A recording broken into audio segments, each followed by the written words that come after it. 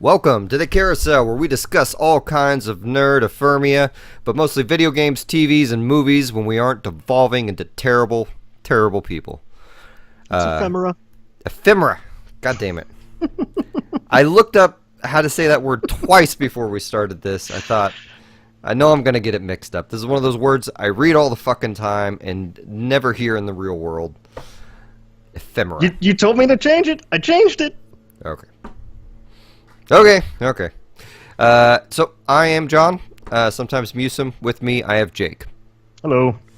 Friendly reminder for everyone, this is not a joke, this is a public service announcement. If you bought Bioshock 1 and 2 on Steam at any point, like, prior to the last year and a half, 2 years, you got free upgrades to the remastered edition, probably. So re-download those and check those out. Oh, cool. I saw they were still in my list, and I went to open it up, and I was like, this looks way nicer than it should, and when did I get this DLC? And what? And, yeah, I would play 2 before I played 1 again, because 1, as groundbreaking, or as much of a, wait, I got it, sea change as the game was, 2's definitely better than 2. I'm really not a Bioshock person, but I like the idea of owning more games for free, so... Yeah, that's, I mean, that was unless that it's still a game 2K at that point? Unless it's a game I really hate. I don't know. It might have been. I mean, it's... I don't even remember the guy's name who made him that likes to talk a bunch, and that now everyone seemingly hates after Infinite. Yeah, well, they're supposedly making that new one. I don't know that I feel like that sort of alternate history thing has kind of run its course a little bit in gaming. Between Wolfenstein and these, the Bioshock games, which I guess aren't really an alternate history, but kind of. Because they got like Wounded Knee and stuff in those. Yeah, I don't know. I think I'm sort of over the alternate history thing, just like I'm over the steampunk thing, kind of. Just, like... I'm sure all these things come around once in a generation, and everyone goes, oh my god, this stuff's great, and then, like, everyone collectively gets over it, and then their kids discover it, when they turn 19, 20. I mean... And their friends are like, yeah, we did that. These ideas are nice and new and fresh, and then people fucking beat them to death, much like zombies. And zombies, yes. Then they go out of the public zeitgeist and eventually come back at some point. Yeah, like every 40 years, time is a flat circle. So we're going to be talking a lot about deities this week. Starting out with American Gods. I will not say who my cable provider is because, well, I don't really have a choice in who they are, and they're big enough that they don't need the press. However, last week from like Wednesday through Sunday, I got Starz for free, I got HBO for free, I got Showtime for free, I got everything for free. So I watched American Gods. I'm just picturing you, like, on the couch, just, like, becoming one with it for a week while you're just watching a bunch of free bullshit that you hadn't seen before. Well, I didn't actually realize it. I mean, they sent me an email about it, but I didn't really realize what they were giving me until Thursday. And so I have a TV package that comes with the internet because I bought the Uber internet. And so they sent me a cable box, probably... because they just want to charge me to rent a cable box. But it's SD, so I don't want to watch all these shows in SD on that big screen TV. And it's something to do with my add-ons or something, but I can't get it to work right on my computer. It stutters so much. So I watched all of these things on my iPad, and man, that does not hold enough of a charge. I did not make it through everything that I wanted to. I did get to finish Game of Thrones. I'm caught up on Game of Thrones, so there's that. Started watching Ash vs. Evil Dead. Made it about 2 episodes in. But after American Gods, it was sort of whiplash, and I had to put it down. But Yeah. You know, I had that exact same experience in that I got the free week of Stars from Amazon Prime and watched through American Gods and then started Ash versus Evil Dead and then got 2 or 3 episodes in and I'm like, I'm not feeling this. it's such a tonal shift, and I have to cram everything in, in that short a period of time. Like literally, the clock is ticking, and each of these things, like, it's not like a game where you can rush through it or skip stuff. Like they are all the time that they are, and there's no commercials to skip. Like it just is. It's a mathematical problem. Yeah. So what do you think of American Gods? I didn't like it. Jeez. Have you read the book? I have not. Okay. I don't, because here's the thing. Everything about it was awesome. The acting was great. Visually, it was stunning. The audio was great, an awesome soundtrack, great sets, good cinematography. They got up their own ass a little bit with some of the stuff, but everything about this show was incredible. And I don't understand how a team can be this good at making TV and this bad at making a show. Everything about this is great, and I don't give a shit about any of it. I forget the name of the dude who plays Mr. Wednesday, but he was, I think, Swearingen in Deadwood. He was in American Horror Story. He was the guy who killed everyone dressed up as Santa. He's in John Wick. Was he? Yeah, he's the hotel manager. I really need to go watch those again. Those seem like movies that I should own. I should own those, right? At least the first one. Was the second one just okay? If all you want out of it is an action movie, then yeah, it serves that. But if you want kind of the good, nice story and cool world building and stuff, then that's kind of non-existent in the second one. Okay. Well, they're making a third one, so we'll see how far this keeps going. Here it's a Scott Pilgrim crossover. John Wick versus the world. Right. Okay. He's got to fight Ramona's 7 deadly exes. Let's see how that goes. I'll let that hang there for a minute. American Gods. What was going on with the resolution in the show? Like, there's points where they filmed it in like 1920 by like 40,000. Like, it literally, on a widescreen TV, or I guess iPad, was literally only using half of the screen. Like, literally the top 25% and the bottom 25% were gone. Like, that's too much, right? I don't want to be one of these, like, at Blockbuster, the people were mad because, the black bars, I hate those. But, like, when literally half the real estate is given over to that, that's too much, right? I guess I didn't notice that. I liked the show when I saw it, so. I wonder, well, yeah, I said the casting was good. Dane Cook, not good, and nobody should, like, he's already rich. He doesn't need to work again. Stop giving him jobs. He's awful in everything. Well, he plays an awful person in it, so, who cares? Yeah, I mean, spoilers. I find it implausible that he can, like, change a light bulb or dig a pet hole. By that I mean grave. Let alone that he's charming enough to fuck some dude's wife. Like, and then they spent, the series, or the season rather, was 8 episodes long, and they spent like 3 or 4 of them on dead people instead of, showing you what literal gods are doing and revealing stuff. And I think that's probably a product of the fact that they only have one book to work with, and they want to get as many seasons out of it as they can. Yeah, well, I mean, I don't know have if that's American true. Gods, and then there's the Anansi Boys. It's not really a sequel, but it takes place kind of in the same world, and it seems like there might be a few more short stories that Gaiman's written in it. So, and that, like, they maybe made it like a quarter of the way through the first book, and there are many parts in it that I think are completely new to the show. So does Shadow Moon's wife nope herself back to life in the books as well? I don't. It's been a long time since I've read it, so I can't accurately answer that, but I do not remember that happening.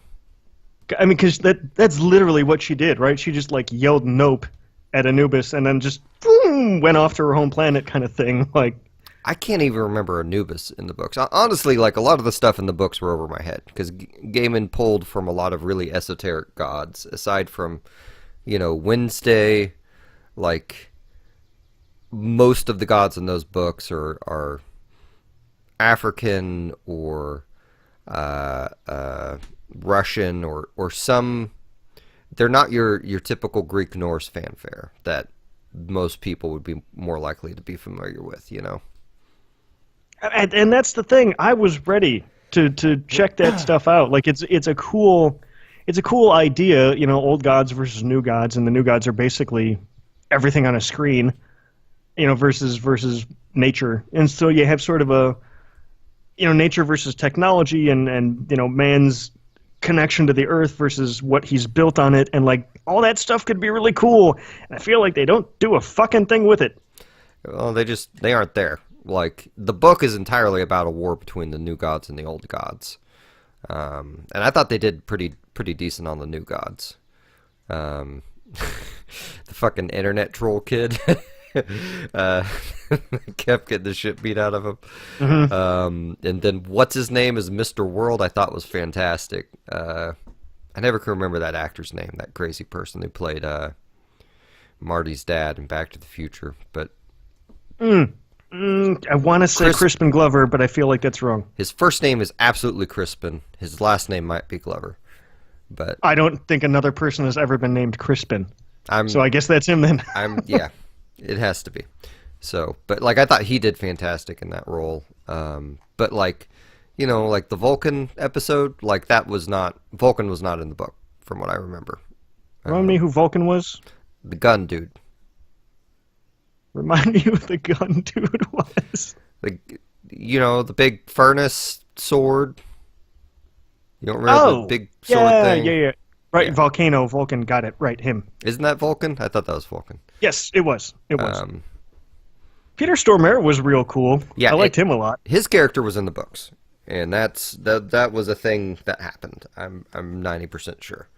So I was very happy that they kept that in, and that they kept his whole cow killing, and here's my hammer that's killed all these fucking things.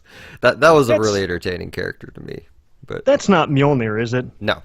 Okay. That's a Russian god. I don't remember. Because his name. he said he was going for his hammer, and I was like, well, okay, I already know who this guy is. That doesn't quite jive, but it makes sense. And then it was like this big fucking war mallet, and I was like, that doesn't seem right. No, that hammer is something he's killed like thousands of people with on the back of the head, so it's like completely soaked in blood essentially. But so it was I came away from this thinking, and I'm gonna catch hell for this, but I came away from this thinking like, maybe Neil Gaiman just sucks at everything past coming up with the concept. Jesus. Do you read books at all? I mean, I've been known to. It's been quite a while because podcasts and audiobooks. I mean, honestly, like, if you want to judge Neil Gaiman, then go read one of his books. I'd recommend starting with Neverwhere. I think Neverwhere is fantastic. You can get an audiobook form. It was originally a BBC series, but I think they made that TV series for like $10,000 or something ridiculously low budget. And I recommend just not watching it and going with the book and letting your imagination kind of define who these characters are and what they look like and what the beast looks like. Well, what made me think that was not necessarily because my biggest beef is the pacing of the show, and what made me think like maybe I'm just not into Neil Gaiman is like the actual events seemed stupid to me. So it's not like. I mean, the show is. I don't remember the book being as pornographic as the show, but at the same time, that chick who ate people with her vagina was in the books. That's actually funny you bring up pornographic. I've never fast-forwarded through a sex scene until this show. My whole life, it's never happened. I don't remember which one it was, but I did it at some point. So that's American gods. Why don't you tell us about some Greek gods? Right. We both played God of War. You played it a lot more than I did, but but yeah, I like it so far. I don't know that I'm like one of these Game of the Year people yet, but I think it's a really solid game, and I'm really enjoying my time with it. I think like there's some things around the periphery of it that I wish were like a little bit better. Such as? Like the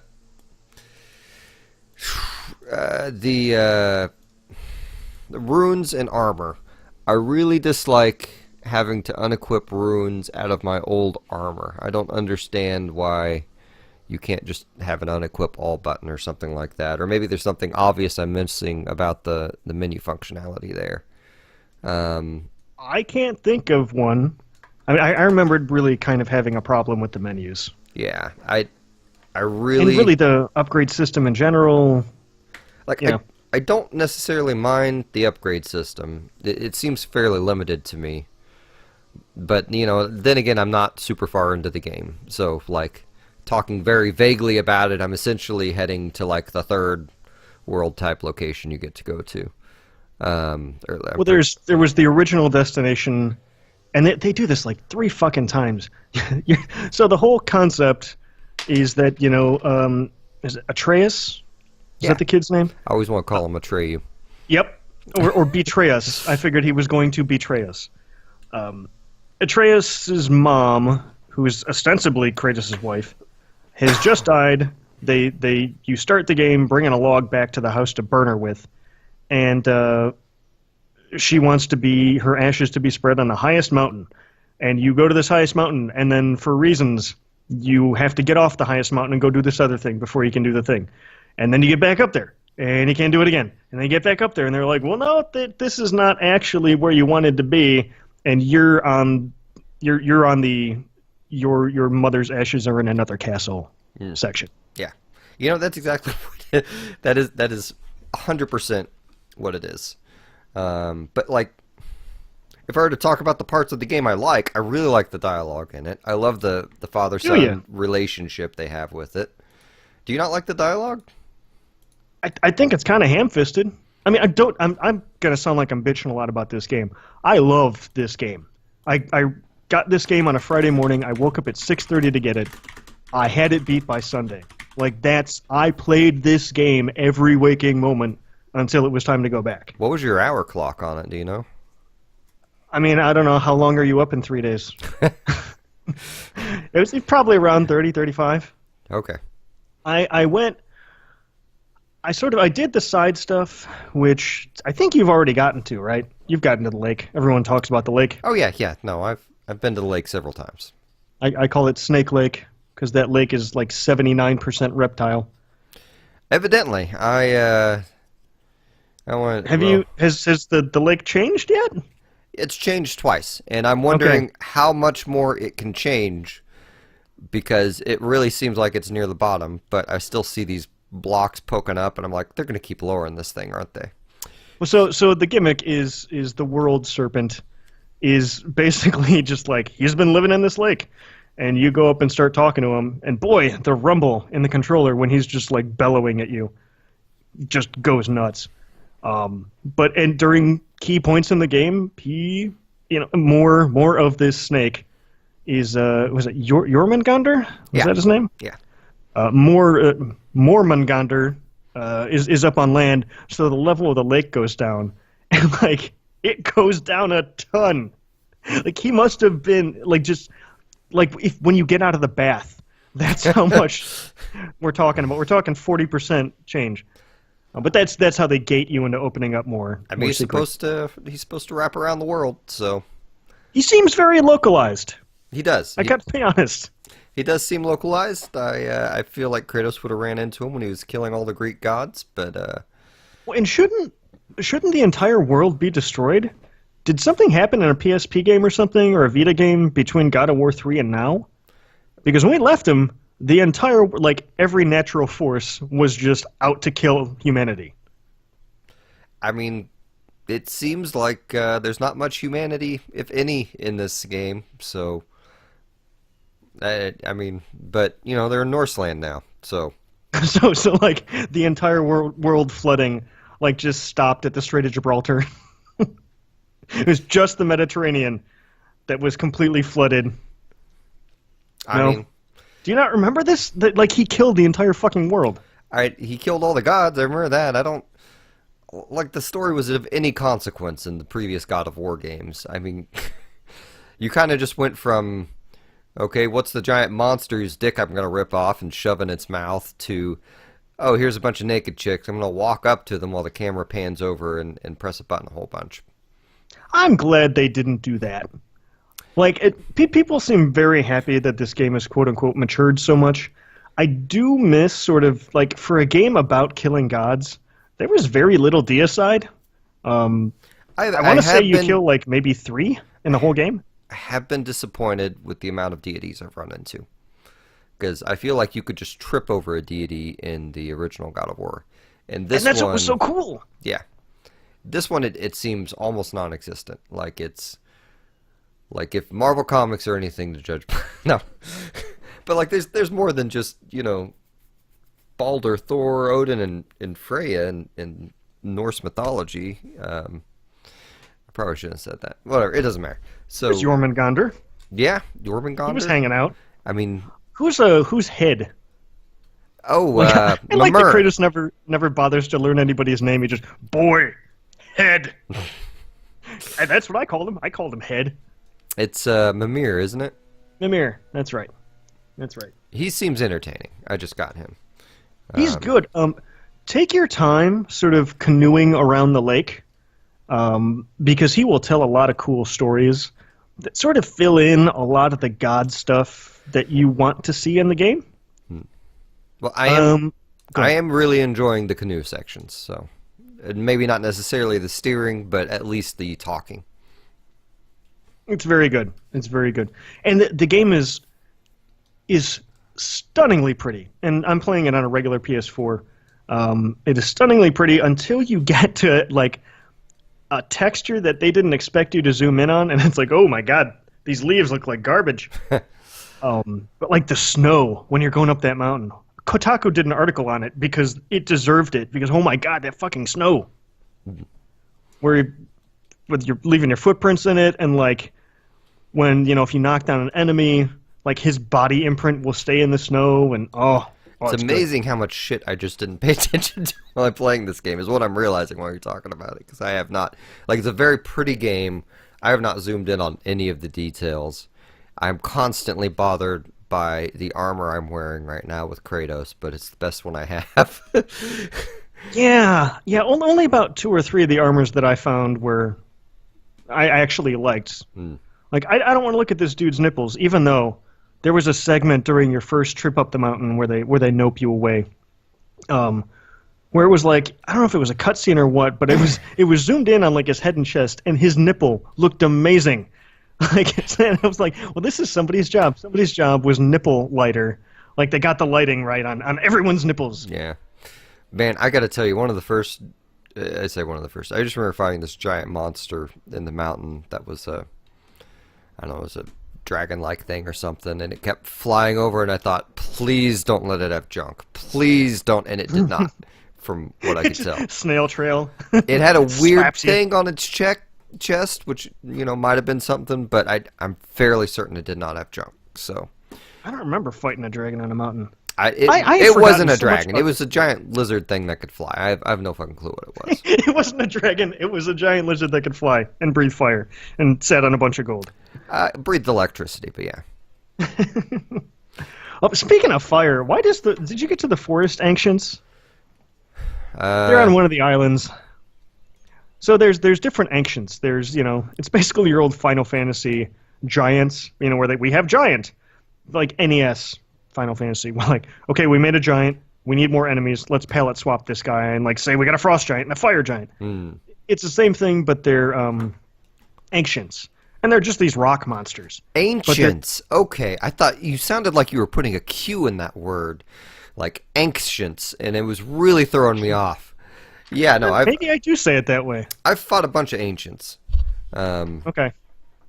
So the forest one shoots fire and also laser beams that are made of fire. Like, that seems antithetical. Yeah. And I know I'm nitpicking, but Yeah, I fought a forest one when I did the, like, I haven't gotten very many side quests yet. Like, I've really only gotten 2 side quests, unless you count all the, here's a picture of something, go find it, which I haven't done at all. Um, those are all like astonishingly easy. Like I know where all those things are, and I didn't do a one of them. Just because I kept finding new shit that I wanted to go chase. The only thing I would definitely encourage you, and I don't know, I sort of did my exploring and kind of just came across everything naturally. I don't know if you just sort of mostly mainline the game if you'll get them, but there's 2 like where you're trying to translate stuff. Where Yeah. you know when you're in the lake and they have all the braziers on all the altars. yeah. And you're supposed to light them, but Atreus is like, I don't know how to read this. But you can find, the 4 translation runes or whatever. Do both of those, because each set of those opens up another realm for you to go to. Yeah, One is, go ahead. I just got enough translated to go to the Fire Realm, and I haven't messed with doing that. My assumption is the story's going to take me there, but maybe I'm wrong. It does not. Okay. So basically, there's 2. There's that one, which I think is Muspelheim. That Does sounds that sound right. right? Yeah. And that's basically a challenge mode. So it's the thing where in God of War 2, when you beat the game, you go into the menu and it's like, all right, we're going to put you on this elevator and it's a battle arena. It's those, and it sounds like it would be terrible, but it's not. They're very clever with, like your first fight might be, we're going to throw 30 dudes at you, kill them in 3 minutes. But then the next one is that you have to kill... if you don't kill everyone within a 3-second window, they all regenerate. Anyone you've killed regenerates to full. Oh, wow. And then another one might be, you got to knock everybody off the cliff. People won't die. You got to knock them off the cliff. They're very clever challenges. I didn't think I was going to spend time on it, and I probably stood around there for 2 hours trying them before I went back to Tears Palace. What's the hub world? I don't Here's remember something. what it's called. But the other one is Niflheim, which is Nipplheim? Niflheim. Well, the nipple lighter had to do something else. Yeah. They yeah, can't just hire him for yeah, one thing. Yeah. So Niflheim is really cool. It seems like it's gonna suck. Nipples. So it's this fog world, and it's got all this mist that's poisonous. And supposedly this dwarven inventor, I don't know if he caused all the mist or if at some point his workshop was there or whatever, but there's all this treasure there. And it gives you a timer. So like you can run in there and you have this sort of mist meter at the top, a poison meter that sort of ticks down, and you kind of have to get as far in as you can and get back out or you lose your treasure. It almost reminds me of the Chalice dungeons in Bloodborne. It's not quite the same in that there's no timer in Bloodborne, but every time you go, for the most part, it appears to be randomly generated. So you get, I forget what they're called. Let's call them nipple points. There's some kind of currency, but you go in and you get the nipple points, and you bring out the nipple points, and the more you bring out, you can craft armor that will, because one of the dwarves is there. I think there's the blue dwarf and the white dwarf, and I think the white dwarf is the one hanging out. And wow, they're like stars. That's so cute. He will craft you armor and weapons and stuff that will help you last longer in there. And then, like, sort of, there's the first arena that you run into. And when you beat, you get like 500 whatevers. You get the nipple points, and you take them back to the dwarf, and he's like, "Oh, I can make you a key." Have him make that key, because it kind of gives you a staging area once you get into the place to sort of branch off from. Because you can go up these steps, and it's sort of the treasure trove where you can buy all the stuff with your points, but there's no poison up there. So it gives you sort of a I don't know what the word I'm looking for is, like a place to launch your offensive from. There's a word for that. I don't know what it is. I will say, without spoiling anything, that the ending is super anticlimactic. It's very anticlimactic. There's supposed to be this big reveal right at the end. And it's not that great of a reveal. I don't know. Maybe I was just... Don't spoil the game. I'm not saying what it is, but it's just... I was not super impressed. And then there's like a post-credit sequence where it becomes very clear that like they wanted to sell the ending via DLC. and I'm not super stoked about that. But I don't know. Overall, I loved it. I mean, I beat it in basically 3 sittings. So, Damn. yeah, definitely keep playing it. Yeah, I really like the game. I really like the combat. I think I'm not gonna remember his name, but the guy who did the soundtrack is the same guy who did Walking Dead, and he did that Dark Void game. Bear McCreary, that's his name. And I'm a big fan of Bear McCreary's work. I think I don't know that he's the best, but I think he always turns in a really good thing, and I think he did a real good job on this one too. But there was one last thing I wanted to bring up that I forgot about. So they used the kid. One of my issues with it, I was getting lost a lot and couldn't figure out where I was supposed to be going. And the kid is sort of their idiot line, your dead space line on the ground that points to what you're supposed to be looking at. right. I just like the idea of that not being a game mechanic, that being like the real world, like Kratos is just this doddering, violent idiot who keeps forgetting what he meant to kill until this kid points him at it and he's like, oh yeah. It's like, Yeah, I don't. One last question on this.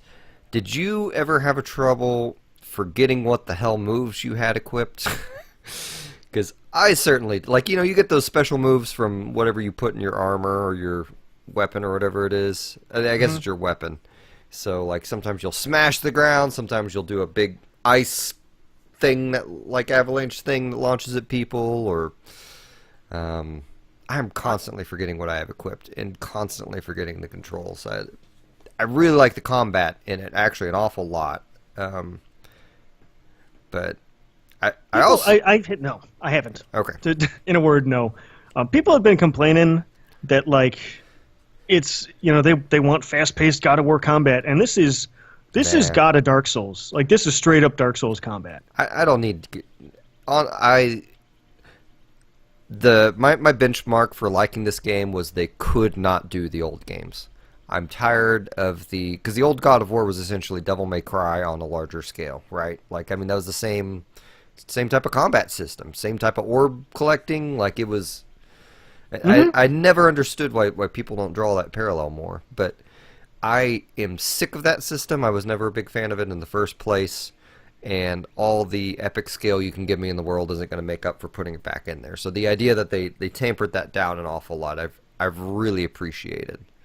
And the thing is, people, it's been a long time since those games came out, so it's probably easy to forget that that wasn't a game where you just got to build up an infinite combo. You could get a good combo going because he hit things a billion times with those blades. And then here you have an axe, which is a lot slower, but you forget that almost everything Kratos did was interruptible. So you were forever dodging and restarting your combo, and it's you didn't just get to wail on dudes in those games, everyone. Yeah, I mean, the combat flow was a little different. It was just the same kind of basis. It has as much in common as XCOM to Final Fantasy Tactics, I guess you could say. People seem to be pissed that they're getting all these combos, where you're changing stances and pausing and stuff, and the first one you get is the charge up for the axe, where you just charge up and he just splits a motherfucker in two. Yeah, that's a fun one. It's great when it hits, but you have to time it right, and that's always been how this series worked. Yeah. So I don't get why people have beef with that, but I really like it. It feels good. It's one last thing I got to mention that I don't like about this game, and this is my least favorite thing in the game. The Norn chests with the fucking bells. Fuck those things. I hate those things so much. You have 5 seconds to fucking throw this axe, which is already not a great targeting system, at these 3 bells. I hate it. I've been doing them, but... Might I offer you a tip? Sure. Oh, and by the way, calling that thing back to your hand like Mjolnir in the Marvel movies... Oh, that's awesome. That is fucking awesome. And the way it just sails into his hand and the way his arm sort of slides back with the moment. Yeah. They nailed so much animation in this game. Anyway, my tip is throw the axe behind the first bell. Recall it so it comes through the bell. That way you're not throwing it out, waiting for it to land, pulling it back. It's not a miracle, but it shaves, quarter second, half a second off. Gotcha. That might be all you need. Okay. I'll try that. I've solved 3 or 4 of them, It's just, sometimes it's just massively frustrating. Like, one of them I had to go look up a video online, because I was like, there's no way that he's hitting 2 of these bells and running back here, like, because it's just not happening. And what I watched is, in the video, is the guy, like, there was this kind of cracked window area where you could move to the corner and throw it, and you couldn't see the bell, but it would still hit it, and that's how he did it. And that worked for me, too. That was the most frustrating one. Like, the rest haven't been as frustrating, but I'm still... Every time I see one of those chests, I breathe a sigh of relief when I realize it's just the, oh, go destroy the symbols version. Mm-hmm. But I picked it up. I literally woke up at 6 o'clock in the morning to go get it at Redbox the day it came out. So when I was playing it, a lot of those didn't have, YouTube, here's how you do this tutorials up yet. So I was just, I would give it a good 5-10 minutes, and if I got lost, fuck it, moving on. And, you just got to be okay with that.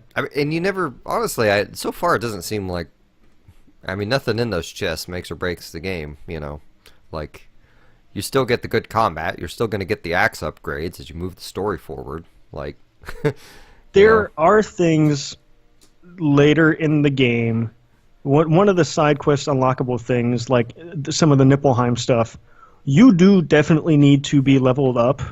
You definitely do need to have good gear, but it's largely skippable, or it's stuff you can probably come back to if you find that you're, like on these portals where you gotta reach your hand inside a purple asshole and pull out all these demons. Oh yeah. Like some of those, you gotta be leveled up. Yeah. And you come back to them. Yeah, I already found one where I've gone to it a couple different portions in the game, and each time it's like I kind of judge it by how much I can damage them, not how much they damage me. Like, if I can do decent amount of damage where I'm not going to be poking at them for, an hour trying to kill them, then okay, great. But if... Dark Souls. Yeah, okay, yeah, good point. Good point. And I hate doing it. They kind of make you do it in the first fight where you just huck your axe at the boss, at the first troll or whatever, until he dies. If you need to cheese a fight... You can cheese a fight in that. Make sure Atreus, make sure he's upgraded all the way, or as much as you can. Fast recharges, most damage, and just fucking Benny Hill around the arena, and just have him just pepper him with arrows every time it comes up. Just boom, boom, boom. I use that kit a lot. I got his tree upgraded quite a bit. I'm actually thinking, like, unless they do something, I'm probably going to have everything upgraded here in the next couple hours in the game. I can't imagine this upgrade tree lasting the full duration. Boy. They would have to add some things, and, like, the fact that it started out with a bunch of shit crossed out makes me suspect, but... There's... God, how should I phrase it?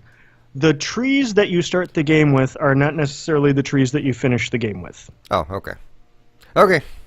That's... So I'm going to leave it at that. It's a God of War game. Like, I would be surprised if I didn't switch weapons at some point, so... God of War games where Matthew Broderick is launching nukes. Like every other God of War game, you have, like, 4 or 5 weapons, but... Anyway, okay. Moving on.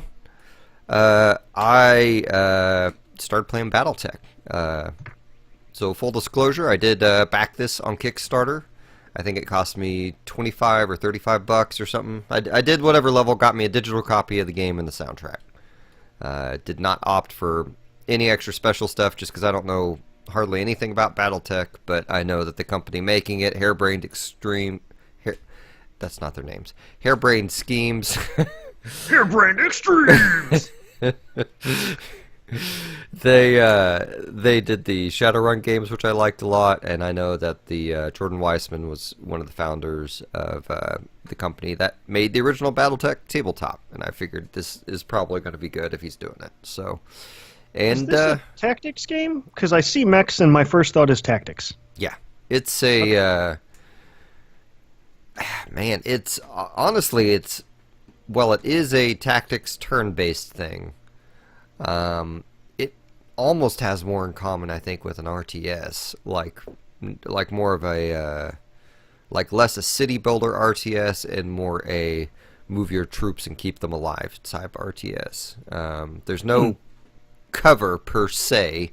There are just places you can stand where you may not be able to get targeted, but like at the same time, like one of the weapon styles of the game is you shoot a missile volley thing in an arc.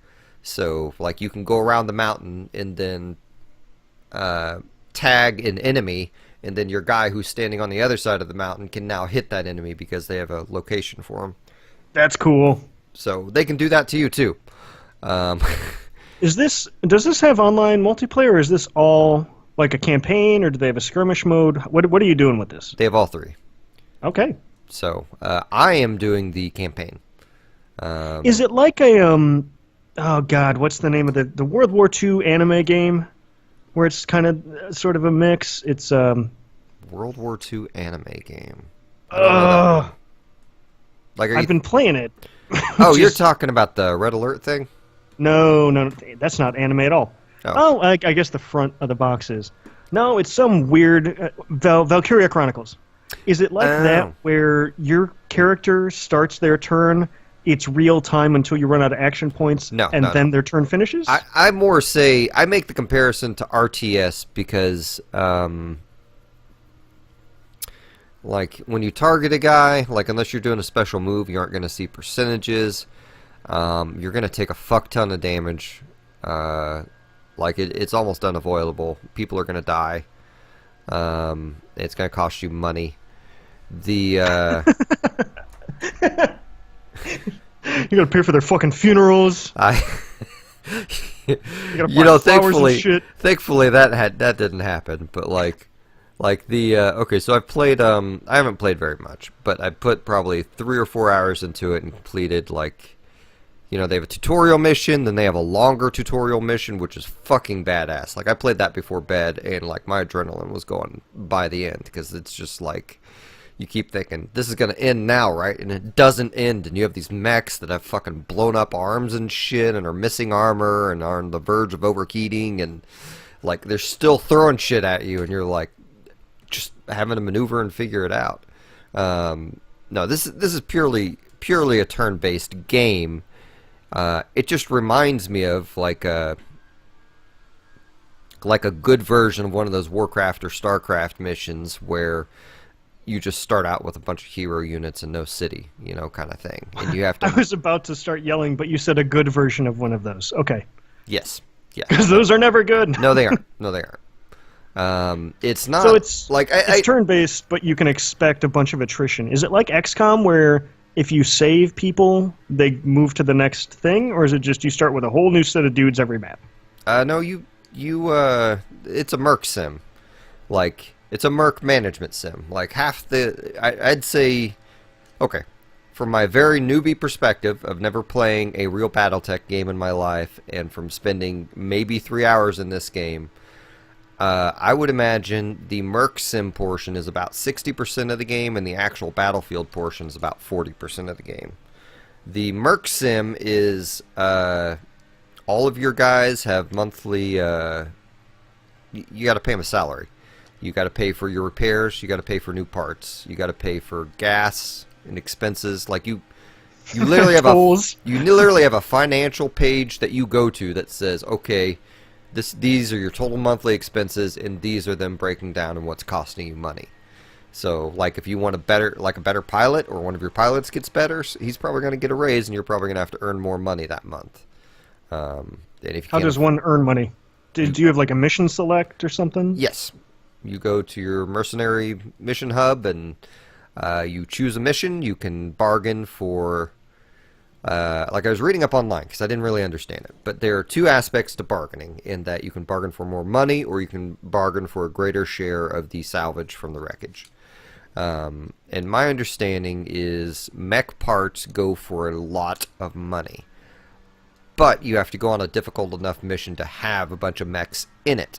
So, like, where I'm at right now in the game, it's going to benefit me more to bargain for more money rather than salvage. So, like, that's one aspect, right? Like, so you bargain with the guy, and also that affects how much, like, if you get a reputation bonus or not from doing that. And your reputation feeds into how good of merc missions are going to be available to you. And then on top of that, like when your pilots are in battle, like they can get damaged and they may be out 3 or 4 weeks. And so like you'll select a contract and it'll be like, okay, it's going to take 2 weeks to fly here. So you probably want to set up your mechanic to start fixing your mechs as you fly out there beforehand. And at the same time, it also has a little bit of FTL in it, in that something random happened to me. Like, I've only gone on one of these missions, so I don't know how much of that comparison is valid. But the mission I went on, like, one of the guys we own a loan to, like this shady loan shark agency, was like trying to get one over on us, and I got some dialogue decisions on what to choose from, and I chose something, and then it gave me like a, I don't know, a tag word to my reputation. It said I had a reputation for being fair now, or something like that. Which makes me wish I was kind of a dick, but whatever. Yeah, because they get the best deals when they go to the bargaining table. The part that I think I'm most unequipped to deal with, in that I'm not steeped in BattleTech,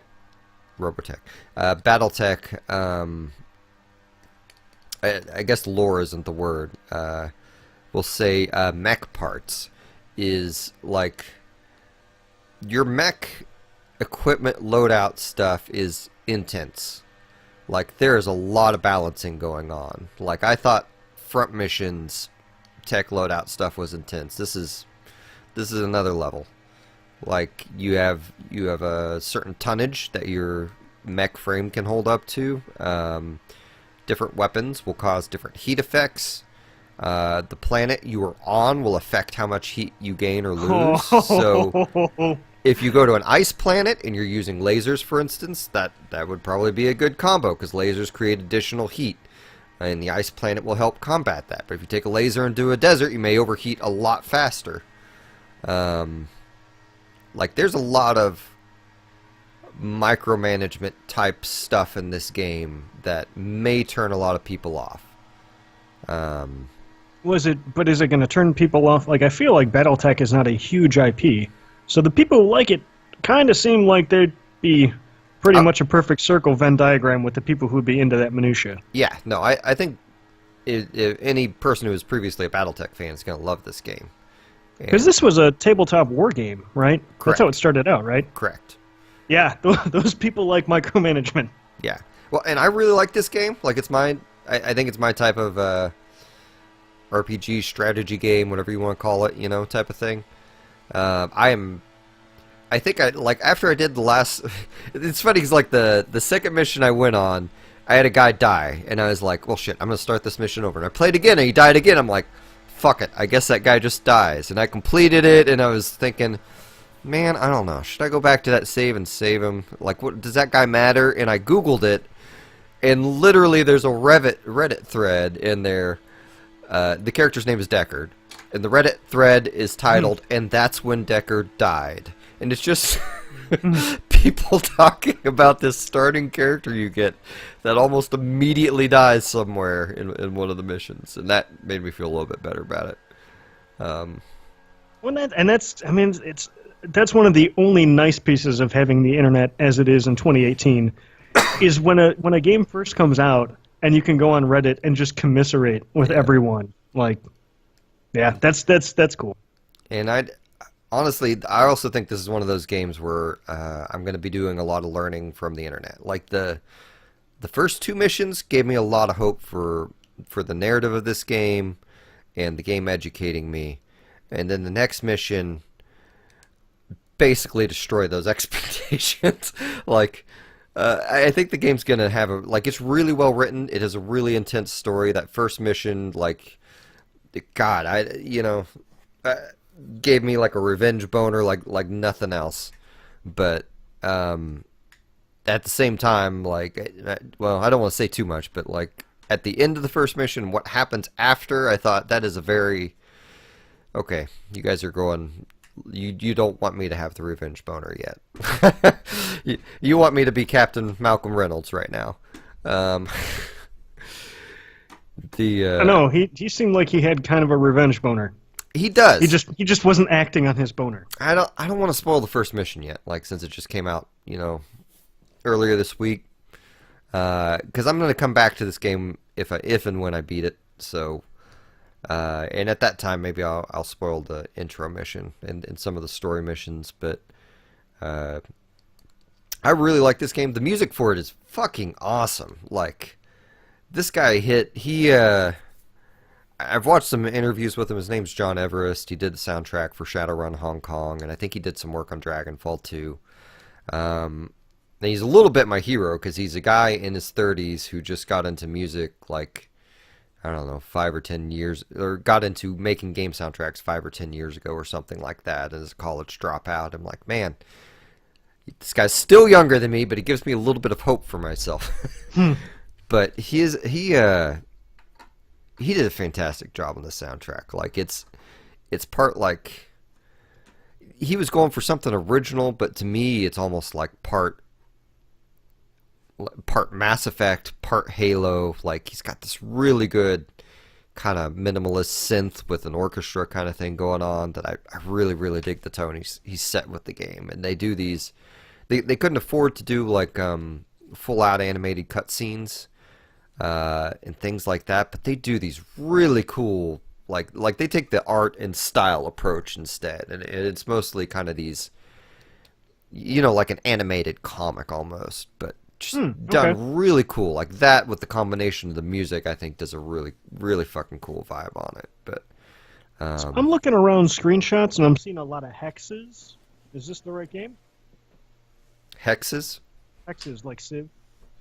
It's not on a grid, if that's what you're asking. Yep, get the wrong game then. Okay. Real quick, timeout. Jake, I think something might have gone wrong with your audio. Okay. Can you say something? Oh, wow, it's real quiet. Let me unplug the mic and plug it back in.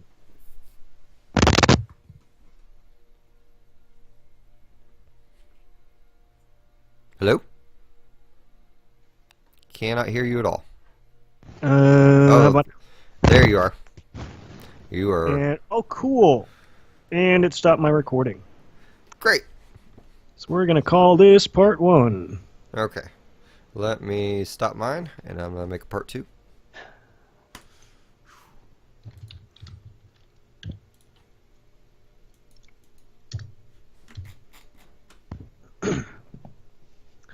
Well, at least we caught it right away.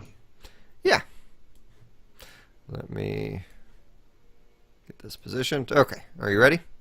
I want to make sure that this actually converted right to something you can listen to before I Control-Z and start a new recording. So sit tight a second. Okay. So I learned from my YouTube days not to trust that the recording worked.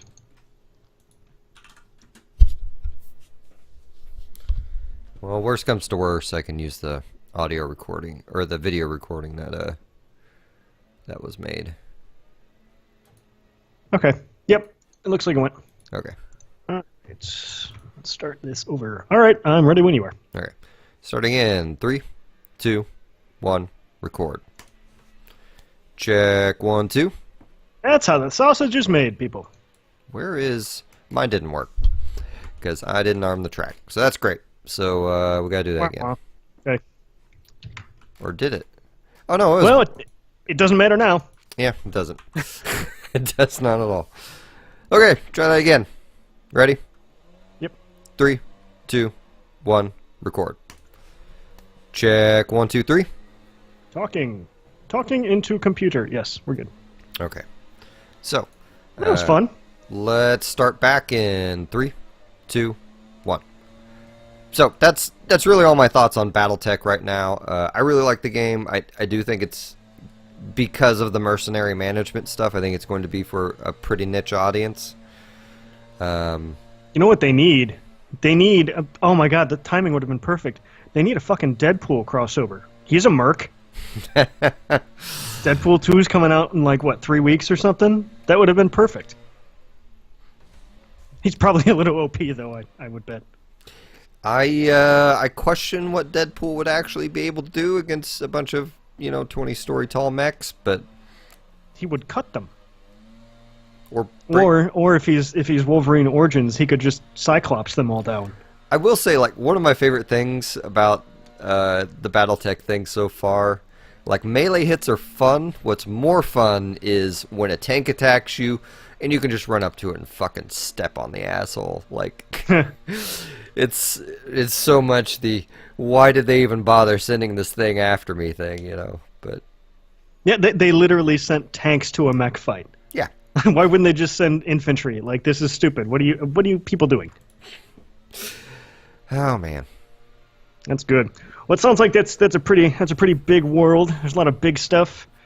I am continuing to try to give a chance to Breath of the Wild, and I think it's starting to work. It's starting to take hold. Do you remember last show where you were talking about all the awesome stuff you could run into, and what I just kept repeating was, yeah, I'd sure like to do some of that. Yeah. I found some of that stuff, finally.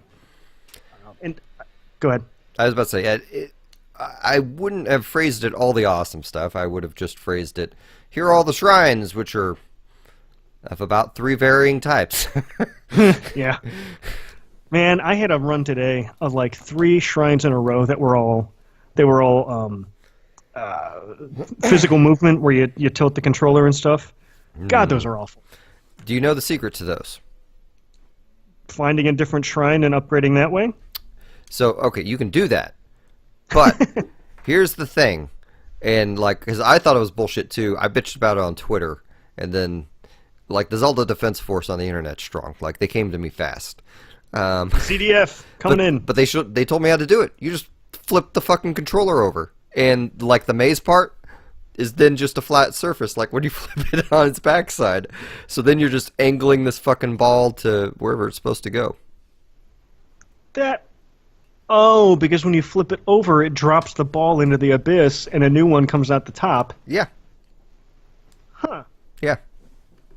I mean, I was about to say the only way to win is not to play, but I guess the only way to win is to fucking cheat. I'm just saying, like, it's still a little frustrating, but it's a lot easier. You don't have to deal with that stupid fucking maze bullshit with it. My understanding is there's only 3 or 4 of them in the game. I feel like I'm on my 5th. Well, maybe I'm completely wrong. There are like 600 shrines, so. Are there really that many? Something like that. Wow. I mean, I wouldn't have been surprised at 200, 250, because they seem like they're pretty spaced out. I don't, maybe I'm getting, like, there's like 1,000, like just under 1,000 Korok seeds. I remember that. I'm not finding nearly as many of those as I expected to. Maybe I'm wrong on the shrines. What is it? Okay, I'm wrong on the shrines. There are 120. Okay, I was going to say, yeah, if you had 600 shrines, you could get, what, 150 hearts? That's probably OP. I mean, that game's fucking huge. Like, there's a lot of land to travel. Well, and I think there's a couple things. If I could go back 2 weeks, 3 weeks, whatever, and give myself one piece of advice, it would be to follow roads. I basically picked a direction and started running because the game kind of told me to do that, and that was a mistake. That was my experience as well. And it's not because something cool can't happen. It's just that because, and this is going to sound like a knock, it's not a knock. They made a gigantic map, and they only have so much stuff to put into it. So it leaves you with these sort of vast expanses and beautiful vistas. The draw distance for what Blizzard calls doodads, your grass, your blades of grass popping in and stuff, that's very small. It's like 4 feet or 10 feet around length is when the grass just shows up as you're running. But there's beautiful vistas and landscapes and stuff that are kind of full of nothing, and they're sort of sweeping, and they're very cool. But if you don't sort of pick the angle from whatever shrine you're running from that sort of is on the same vector as something to interact with, it feels like you're just doing nothing. And whether it was randomness or stupidity on my part, that was my experience in my first sort of set with it. So I started following these roads, and I ended up finding one of the actual temples. I went to the Zora. I found Zoraville, Zorlandia. And it seemed, I didn't think about it until after I was already done with the temple, but if I had to have picked one of, because there's 4 major temples, I picked the water one to start with, and for a game I was already frustrated with, that was probably a bad idea on paper. but it ended up working out fine. Did you beat this, John? Did you beat Zelda? No, I didn't didn't. even play any of the temples. Like, I read online that people didn't like those, and I thought, I've already had a hard enough time with this game. I'm just not going to pursue those. Oh, see, because that's where I finally started getting into this game. Is I found some people who actually had a story. Like, the Zora have a problem that you need to fix by going in and fucking this machine up. And, like, that's what I was missing from this game, is there being some sort of plot threads to follow, aside from go find where we took these pictures. It became really compelling, and that's what I want more of. And I understand that people like this game so much because it's kind of a grand departure from your tradition of Zelda. I feel like it's closer to, like, Zelda 1. Like, I really like Zelda 1 a lot, but that was... Like, Zelda 1 wasn't the physics sandbox that this is, obviously. Like, a lot of the people having the most fun with this game are, messing around with their various physics systems to produce silly results, kind of thing. And, like, oh, I'm in a rain place, so I laid a bunch of metal weapons down, and then tricked a monster to coming towards me, and lightning struck the weapon and killed the monster, kind of thing. And it's like... That's something I will never do. But, like, people experimenting like that, or finding the weird little odd skill test puzzle things, like the island, or the weird lightning arena place or whatnot. I forgot all about the island. I'm going to immediately, once again, forget about the island on purpose here, because I want to sort of come across that organically. But I mean, it's... Yeah, people doing a lot of cool shit with stasis and... Like, yeah. To find the island, you have to decide to do something that it doesn't seem like you should be able to do. Okay. All right. So, like, that is the basis for a lot of the stuff. And that's why people get excited, because they tried something that they think they're not supposed to do, and then they're able to do it. And I think that contributes a lot to it. Like, for me, like, my thing with the game was just I wanted... it's... Like, running into the Zora guy, I was like, I don't understand the internet's fascination with this guy, and I'm just going to walk this way, because I heard all these puzzles were horrible. I liked... So they keep doing... It's sort of a very Japan thing, which is not in my wheelhouse.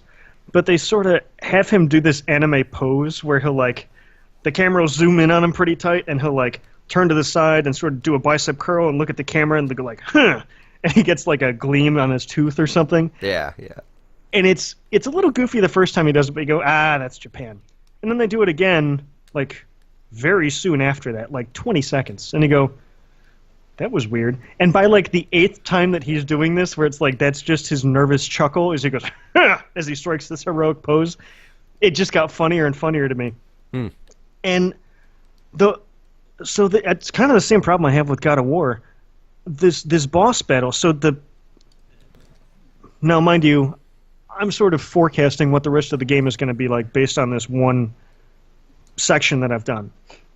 The Zora have this giant, basically mechanical elephant. Because the whole idea is that, 100 years, 1,000, 10,000 years ago, whatever, Ganon showed up and started fucking stuff up. So the Hylians built all these robots to go fuck up Ganon, and they worked, and now Ganon, all these years later, has figured out how to corrupt them. And that's what's causing all the problems for everyone. So you have to go save the robots, and those are your temples. So you actually have to run into this robot. But in order to even access this giant robot that is a temple, shaped like an elephant, by the way, which is very cool, you have to sort of ride around the lake that he's in on the back of the Zora while he shoots all these ice blocks at you that you have to then use your magic to break. And you also have to have lightning arrows that the Zora flips you way up in the air, and you have to shoot these nodes. And it was an awesome boss fight, and the scale was huge. It was incredible.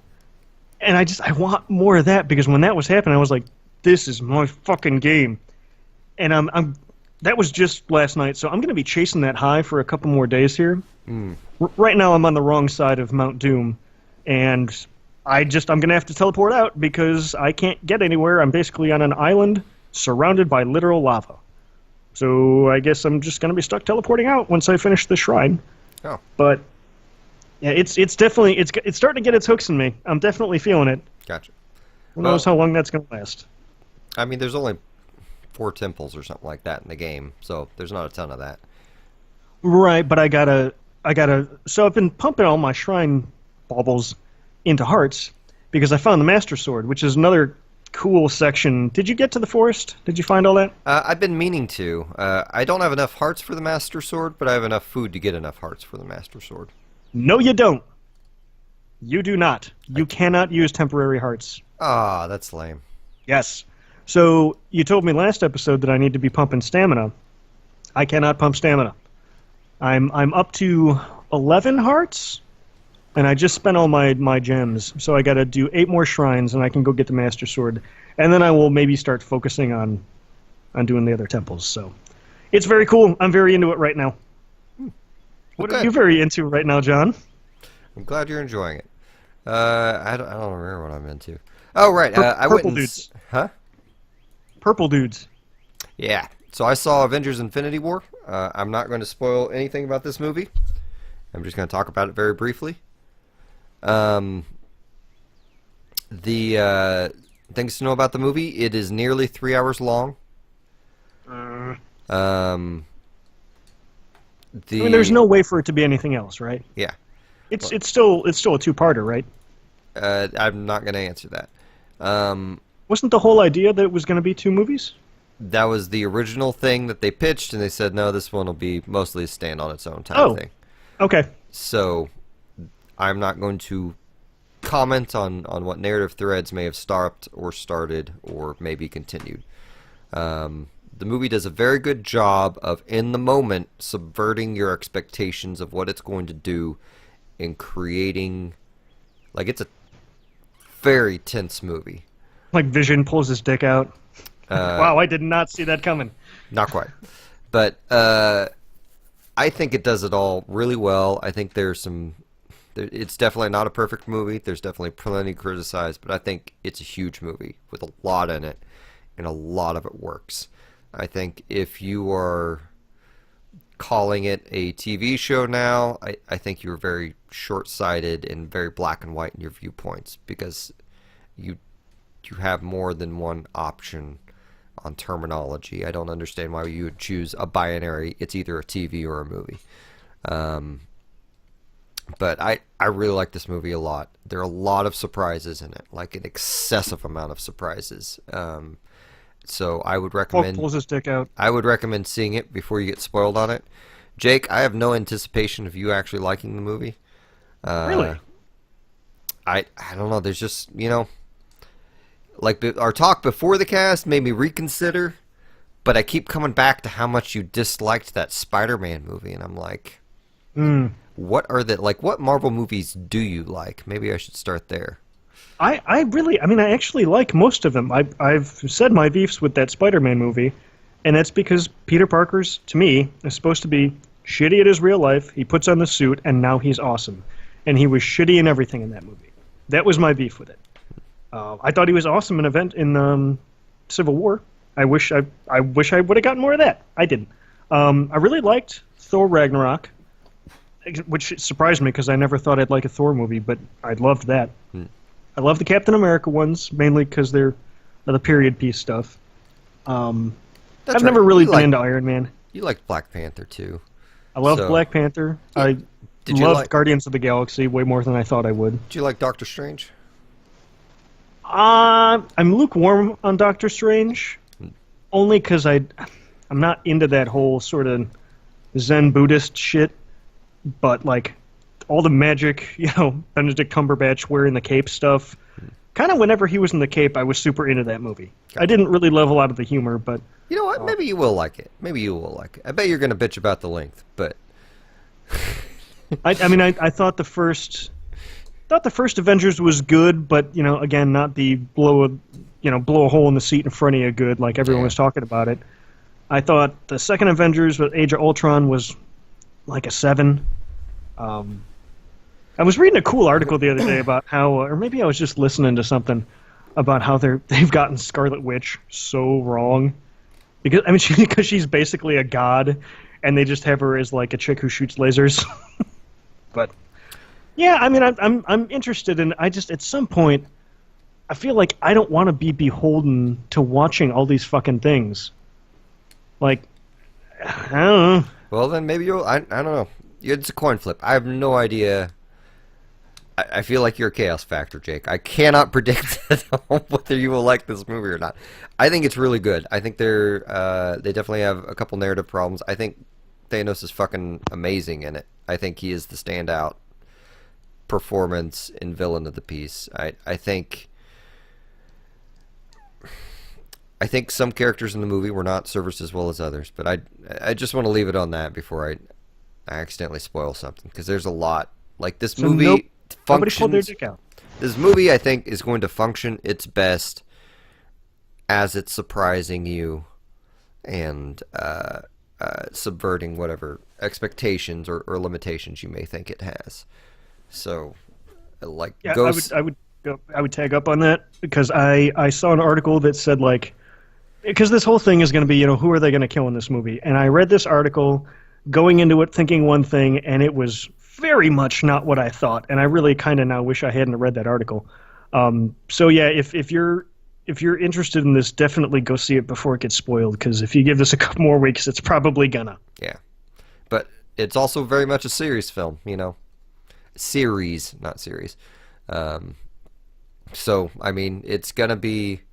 Like, I bet someone off the street could walk in and think it's an alright movie, but, you'll get the most out of the movie if you've seen most of the Marvel stuff, which, most of us have. I mean, who's really in danger of that?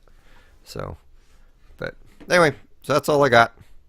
So, let's blast through some releases real quick. Such as they are. So, on May 1st, we have Super Mega Baseball 2 for the XBO, the PC, and the PS4. Yeah! I loved that first game. It's going to come up later. That's all we need to say. Okay. And then I don't think there's anything movies or TV-wise we're interested in. Streaming, to my surprise, May 4th, we get Dear White People Season 2, which I am now excited as fuck about, because I think I'd heard at some point they were making a second season, but I didn't even know if it had started filming yet. So I love the first season of that show. I'm excited to see the second one. Yeah, man, that shit is out Friday. Yeah. It's not even a week, and you just found out. Like, that's the fucking That's Bethesda. perfect. That's the Bethesda E3 going, and you can download it when we're done. Yeah, I don't... fingers crossed, Elder Scrolls 6, right? No, that's not going to happen this year. I wish it would, but... May 11th, The Adventures of Rocky and Bullwinkle. This is an Amazon original, right? Mm-hmm. The classic animated series returns with new episodes exclusively on Amazon Prime. That was their tagline, and I don't know what to make of this, because I don't think anyone who is young enough to have Amazon Prime and use the video portion of it gives two fucks about Rocky and Bullwinkle. What if Natasha and Boris have the P-tape? And this is how it gets revealed. They won't go there, but like, Rocky and Bullwinkle, like the Russians are always the bad guys in it, right? Right, like it turns out this is this fucking super serious 2018 politically relevant thing on collusion, and oh god, yeah. There's people getting poisoned with polonium. Moose and Squirrel are investigating the Trump administration because they've seen Boris and Natasha around. Yeah. Rocky and Bullwinkle are escorting people out of the consulate. Yeah, I think I'm actually excited for this now. Oh god, that won't happen. Rocky and Bullwinkle's all puns, so we'll see. Oh yeah. So we really don't do these too much anymore, but we're gonna do a little bit short this week, and we had time, so we're gonna do the Gold games and PS Plus games for May. Gold is pretty fucking good this month. For starters, you have Super Mega Baseball 2, which is going to be free for all Gold members all month. That is an Xbox One game. The first one I've kind of talked about at length, but if you need a refresher, it's kind of in a sense, sort of a Baseball Simulator 1000 without superpowers, where you sort of manage your roster, but you still play the games.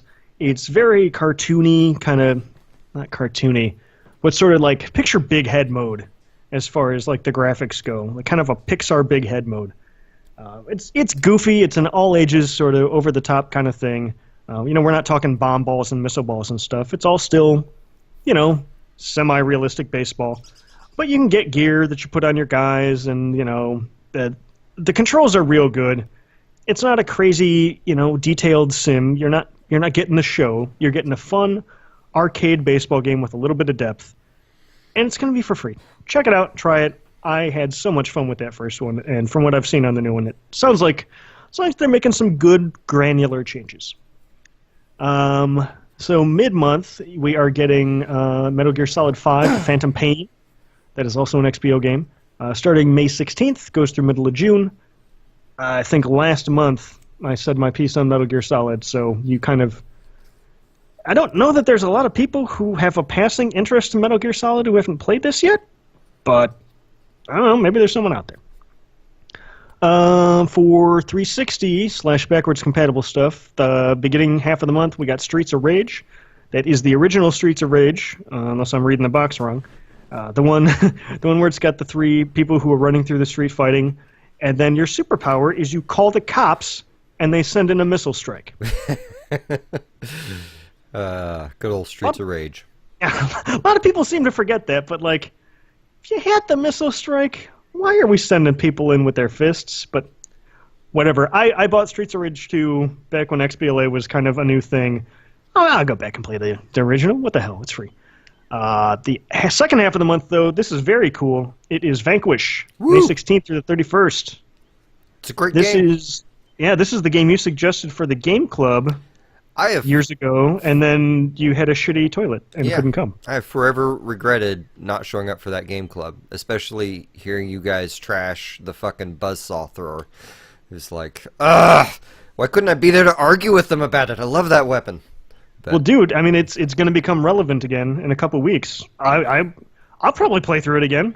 I will bitch about that thing all day, or maybe I'll like it now. Not likely, but it's possible. I tend to go back to that game once a year, and I usually don't go through the whole thing.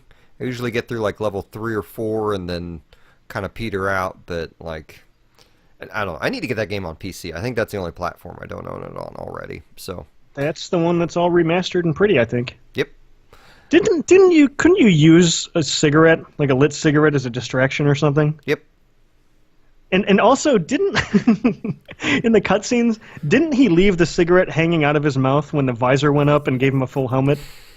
So he's just running around with a space helmet that he's hotboxed? Probably. This is the most Metal Gear, non-Metal Gear game I think there is. The storyline is...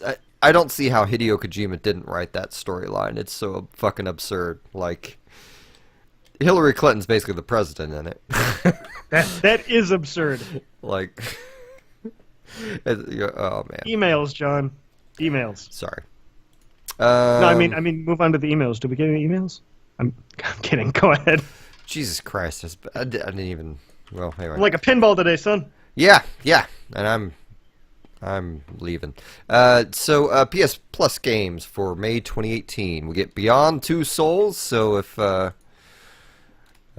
guess the internet is turning against the rest. The internet already turned against Quantic Dream and that one, whoever's ahead of it, I forgot his name. David Cage. And now I feel like they're turning the rest of the way on him. But I don't think anyone really liked Beyond Two Souls for the most part. But I don't know. I've always meant to play it. It was fine. I think I beat it in a couple lazy afternoons on a weekend. I remember it having some cool hooks, and the mocap with Ellen Page was great. I remember that people had hacked. I don't know if it came up in PC or if someone just ripped a ROM or something, but people were, I guess, so there's a shower thing where Ellen Page is showering, and it's not a sexy shower, it's a, oh my god, something terrible happened, I'm gonna go cry in the shower. But I guess they still did a full model, even though they didn't show her boobs, and people went in and hacked it so they could see Ellen Page's digital boobs, and it was just awful. And something about every single one of those games just ends up being terrible. I hate humanity terrible. Okay. But it was fine, play it. Rayman Legends is going to be one of them. In case you didn't already... I feel like that already was on PS Plus at some point.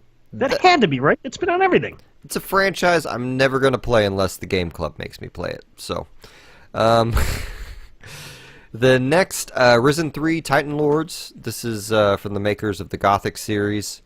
This is a PS3. We're into PS3 now. Oh, so right. if you're not hooked up, you got to hook up. Right. So, we were looking at screenshots and things like that, and it looks like probably a standard action RPG with a, abilities bar at the bottom of the screen, and a single player, like not a party, thing. So, maybe. Yeah, I was saying it looked like Dragon Age without the party. And, Yeah. I kind of think, it looks generic as fuck, but I think I might give it an honest try. I mean, if you have time, sure. And then they had a couple more games, but I'm going to skip over most of them. But I did want to mention Eat Me, which is a game that Sure, didn't it's Eat Me? Eat Them, sorry. Big difference. That's okay. Not gonna follow that line of joking. Eat Me is a Nope. Eat Them. You really want people to eat you. I do. Turn me into a zombie. I already mentally am. Eat Them is a kaiju game, like a Rampage type game, where you're some giant monsters running around the shitty city. No, you were right the first time. I I looked at that game. I quit. I'm gone.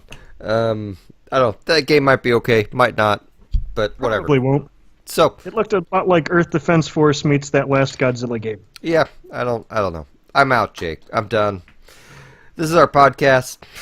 Good night, everybody. Check out the website, thecarouselpodcast.com. Send us emails at carouselpodcast@gmail.com. Join the Discord. You can find a link on the Twitter account, which is Carousel Podcast.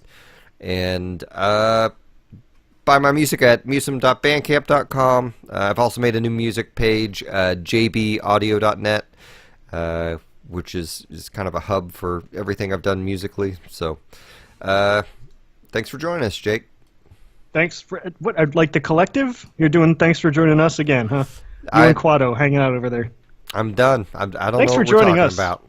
Precious. Yep. And see everyone next turn. Goodbye. Bye. I think I need to eat.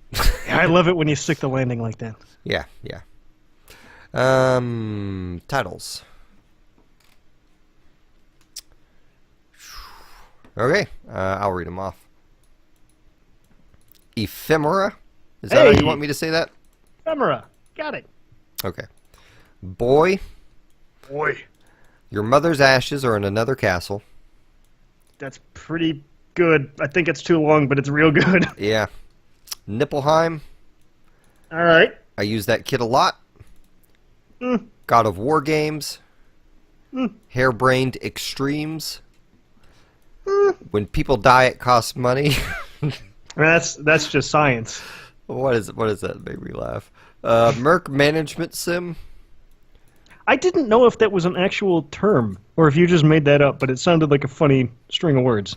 Is that a real thing? That is what that's probably not a genre, but that is exactly what you were doing in BattleTech. So, okay. Revenge Boner, Mm-hmm. Zelda Defense Force, Eat Me ad infinitum. Infinitum? How do you say it? I've only read that word. How do you say that out loud? I think it's infinitum. Infinitum. Are you just fucking with me? I think we're talking about 3 here.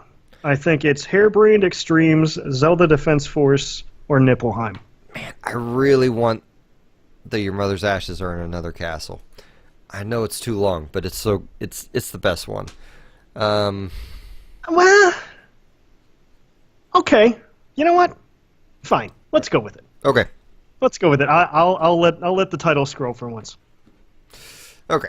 All right, there's your winner. Okay. Thanks for joining us, everybody. Yeah, I'm watching the back feed or whatever, so later. I don't know what a back feed is. I meant to say backlog.